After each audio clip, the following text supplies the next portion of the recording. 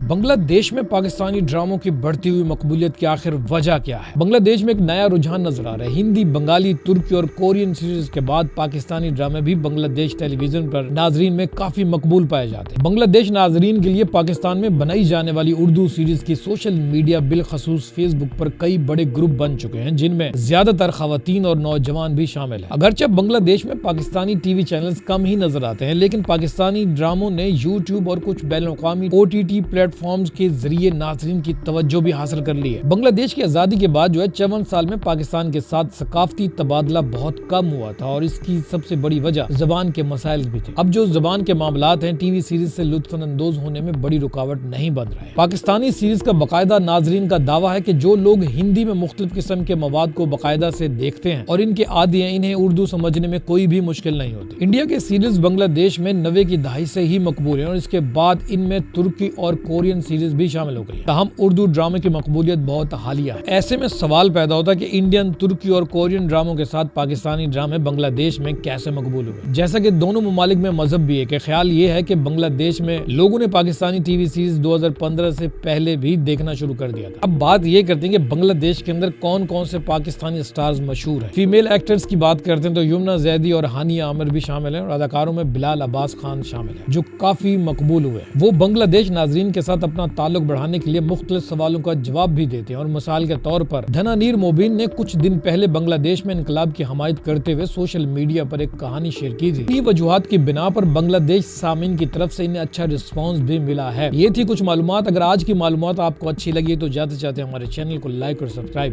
ضرور کیجیے گا۔